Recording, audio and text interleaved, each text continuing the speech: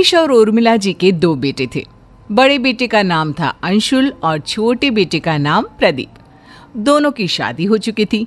अंशुल की पत्नी सीमा और प्रदीप की पत्नी काव्या थी।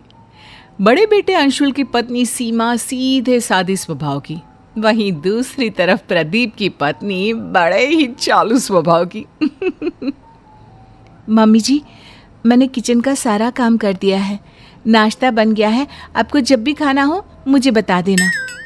ठीक है बहू, थोड़ी देर के बाद मैं तुम्हें बताती हूँ। तभी काव्या रसोई में पहुंचती है और वहां पर नाश्ता देखती है।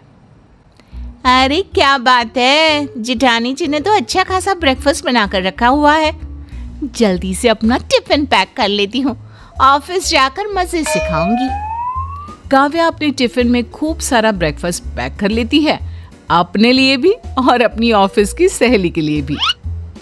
अरे काव्या, चलो, तुम्हारा ऑफिस का टाइम हो गया है, मैं तुम्हें रास्ते में छोड़ दूंगा। हाँ हाँ चलिए, मैं तैयार हूँ।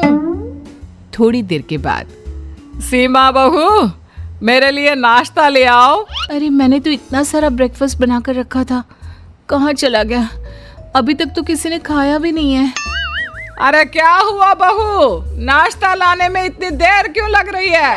मम्मी जी, मैंने नाश्ता बनाया तो था, लेकिन पता नहीं कहाँ चला गया। किचन में तो कुछ भी नहीं है। ये कैसी बात कर रही हो तुम?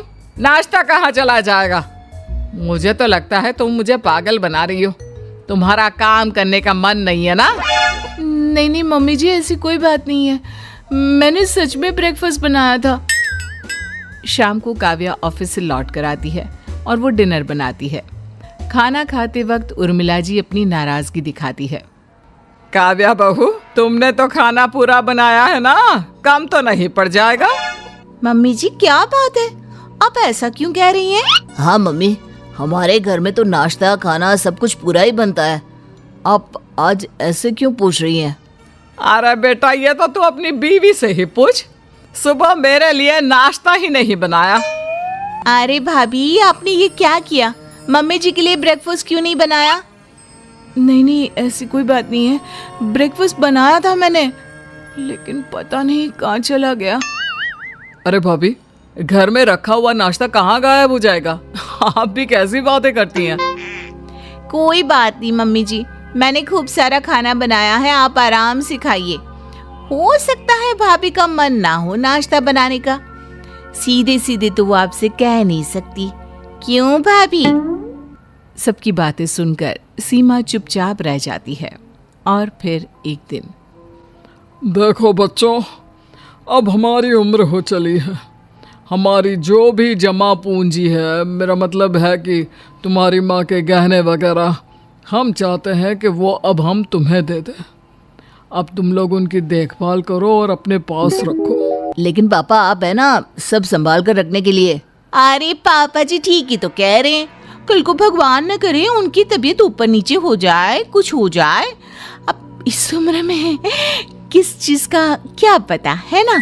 बहुत सही कह रही है। देखो बेटा, बाकी सारी चीजें तो मेरे पास 2 है, लेकिन ये जो बड़ा वाला हार है ना, ये बस एक ही है। कोई बात नहीं मम्मी जी, ये हार आप अपने पास रख लीजिए और बाकी की चीजें आप चाहे तो हम दोनों को दे सकती हैं। लेकिन मम्मी जी, आप इस उम्र में इसे कैसे संभालेंगी? अरे कहीं इधर उधर रखकर भूल गई तो? बहुत सही कह रही है, लेकिन प्रॉब्लम यह है कि हम इस हार को तुम दोनों में से किसे बांटे? हाँ पापा, ये बात तो सही है, लेकिन कोई बात नहीं, अंशुल भैया बड़े हैं, आप चाहे तो ये उनको दे दीजिए। हाँ वैसे आप ठीक ही कह रहे हैं मम्मी जी, ये हार आप सीमा भाभी को ही दे दो। अरे नहीं नहीं, इस पर तुम्हारा भी पूरा अधिकार है। पूरे परिवार में किसी को समझ में नहीं आता कि उस हार को दोनों बहुओं में किस तरह बांटा जाए। काव्या हार को पूरी तरह से अपने पास रखना चाहती थी, इसीलिए एक दिन मौका देखकर वो उर्मिला जी के पास पहुंच गई। मम्मी जी, मेरे मायके में ना शादी है, तो मुझे वो आपका बड़ा वाला हार चाहिए था। अरे हाँ हाँ, क्यों नहीं बहू, ले जाओ ले जाओ, तुम्हारे काम नहीं आएगा तो किसके आएगा, लेकिन थोड़ा संभाल कर रखना। हाँ बेटा। काव्या उस हार को लेकर अपने मायके चली जाती है और जब वो शादी से लौट कर आती है तो बुरी तरह से रोते और चिल्लाते हुए वापस आती है। ये देखकर सब लोग डर जाते हैं। क्या हुआ काव्या, तुम इतना रो क्यों रही हो? सब ठीक तो है ना काव्या?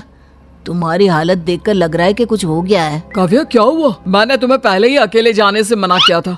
क्या बताऊं, रास्ते में किसी ने मेरा पर्स छीन लिया और उसमें से